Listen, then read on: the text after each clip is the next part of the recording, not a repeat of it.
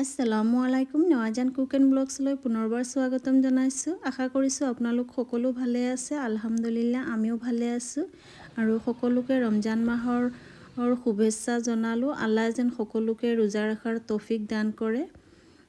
আৰু যদিহে আপোনালোকৰ আজিৰ এই ভিডিঅ'টো ভাল লাগে তেনেহ'লে প্লিজ মোৰ চেনেলটো ছাবস্ক্ৰাইব কৰি থ'ব আৰু ফেচবুকত চালে মোৰ পেজটো ফ'ল' কৰি থ'ব। আজি মই বহুত দিনৰ পিছত ব্লগ ভিডিঅ' এটা লৈ আহিছোঁ। ৰোজাৰ আগতে গোটেইখিনি কাম কেনেকৈনো শেষ কৰিব পাৰিম তাকে লৈ মই ব্যস্ত হৈ আছোঁ আৰু ছাদলৈ আহিছিলোঁ কাপোৰ মেলিবলৈ। ভাবিলোঁ আগতে ঝাৰু দি লওঁ, পিছলৈ ঝাৰু দিব নোৱাৰিম কাপোৰ মেলিলে, সেইকাৰণে আহি ঝাৰু দিলোঁ। আৰু এয়া মোৰ অলপ ছাদত গছ লগাইছিলোঁ, বিলাহী আৰু ভোট জলকীয়া, পানীলাও আৰু কিবা কিবি অলপ গছ লগাইছিলোঁ। লাহে লাহে আৰু লগাম, এতিয়া অপেনিংহে কৰিছোঁ, লাহে লাহে লগাই আছোঁ। আৰু এইকেইটাত মই মাটি ভৰাই থৈছোঁ পিছলৈ জলকীয়াৰ পুলি লগাবলৈ। অলপ বৰষুণ দিলে পিছত লগাম। আৰু এইফালে ঘৰৰ কাম হৈ আছে। ডাঙৰ ল'ৰাটোৰ কাৰণে ৰুম এটা বনাই আছিলে। এয়া ভীমত প্ৰথমতে ঢালাই দিব, তাৰ পিছতহে ছাদ ঢালাই দিব। সেইকাৰণে পাথৰখিনি ইয়াতে ৰাখি থৈছে। ছাদখন ঝাৰু দিয়া হৈ গৈছে। এতিয়া মই গৈ পেলাই কাপোৰখিনি লৈ আহোঁ আৰু মেলি দিওঁ। এয়া কাপোৰখিনি আনি মেলি দিলোঁ। এইখিনি কাপোৰ কালি আবেলি ধুইছিলোঁ আৰু ভালকৈ শুকোৱা নাছিলে আৰু অলপ কাপোৰ ৰাতিয়ে মিচিঙত ধুই ৰাখিছিলোঁ, এইখিনিও মেলি দিলোঁ।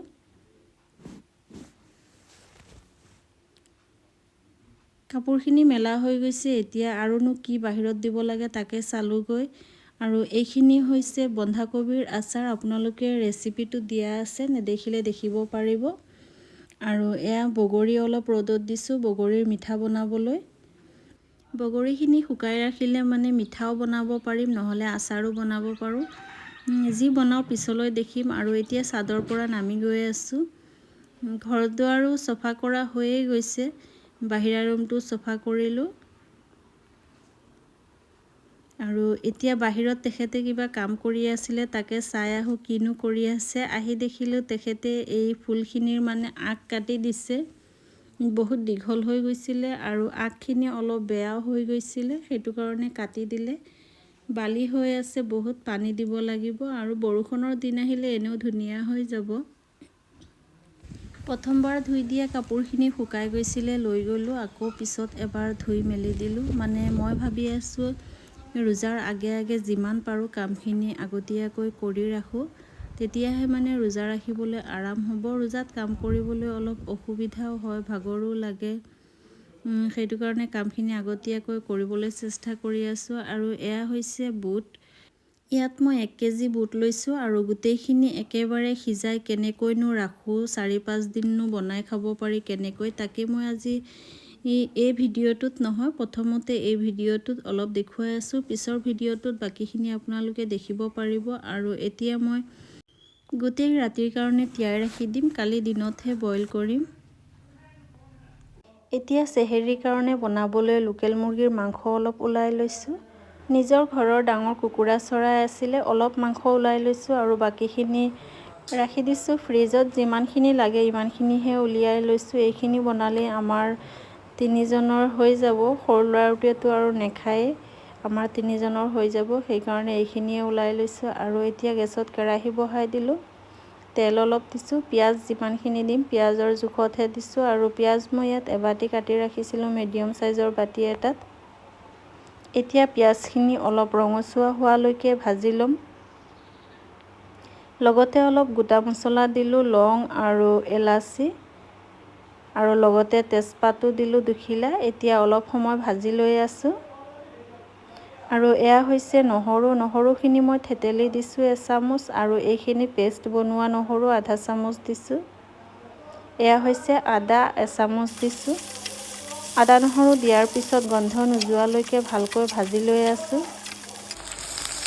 আৰু ভালকৈ ভাজি লোৱা হৈ গৈছে। এতিয়া অলপ পানী দিছোঁ মছলাখিনি ব্যৱহাৰ কৰিবলৈ। সোৱাদ অনুযায়ী নিমখ দিলোঁ, জলকীয়া পাউডাৰ 1 চামুচ দিলোঁ, হালধি পাউডাৰ আধা চামুচ, ধনিয়া পাউডাৰ আধা চামুচ, জিৰাৰ পাউডাৰ আধা চামুচ, চিকেন মছলা আধা চামুচ আৰু এয়া হৈছে গৰম মছলা আধা চামুচ। মই মছলা গোটেইখিনি আগতেই দি লওঁ, পিছলৈ দিলে কিবা গুটি গুটি নিচিনা লাগে, সেইটো কাৰণে মোৰ বেয়া লাগে। আৰু অলপ সময় ঢাকনখন লগাই দিছিলোঁ মছলাখিনি ভালকৈ ভুনি ল'বলৈ। এতিয়া ভালকৈ ভুনি লোৱা হৈ গৈছে, মাংসখিনিও ঢালি দিছোঁ আৰু এতিয়া অলপ সময় মছলাৰ লগত ভালকৈ ভাজি ল'ম।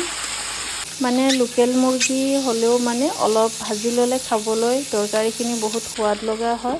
আৰু অলপ সময় ভাজি লোৱাৰ পিছত 2-3 মিনিটৰ কাৰণে ঢাকনখন লগাই দিছিলোঁ। এতিয়া ঢাকনখন অঁতৰাই লৰাই দি আছোঁ, তলত লাগি গ'লে খাবলৈ ভাল নালাগিব সেইকাৰণে। আৰু যিহেতু লোকেল মুৰ্গী হয় সিজিবলৈ সময় লাগিব, অলপ পানী দি আকৌ ঢাকনখন লগাই দিছোঁ অলপ সময়ৰ কাৰণে। এতিয়া ঢাকনখন অঁতৰাই দিছোঁ আৰু অলপ লৰাই দিম। আৰু মই 15-20 মিনিটমান মানে এনেকৈয়ে সিজাই লৈছিলোঁ। ডাঙৰ কুকুৰা চৰা হয়, সিজিবলৈও সময় লাগিব। অলপ পিছে পিছে ঢাকনখন অঁতৰাই লৰাই দিছিলোঁ আৰু ভালকৈ এনেকৈয়ে সিজাই ল'লোঁ।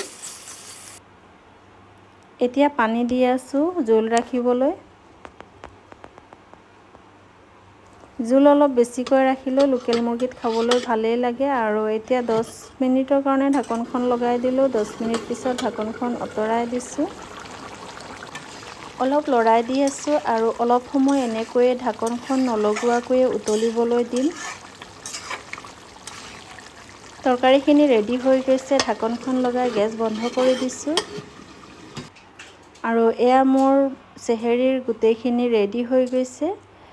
2-3 বিধ তৰকাৰী বনোৱা নাই, কিয়নো চেহেৰীত বেছি খাব নোৱাৰোঁ আৰু মানুহ আমি মাত্ৰ 3জন, সেইটো কাৰণে এই মাংসখিনিয়ে আমাৰ ধুনীয়াকৈ হৈ যাব।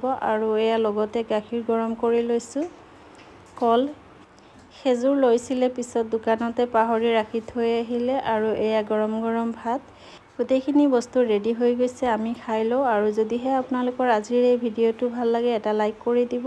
আকৌ বেলেগ এটা ভিডিঅ' লৈ আহিম। আল্লাহ হাফিজ।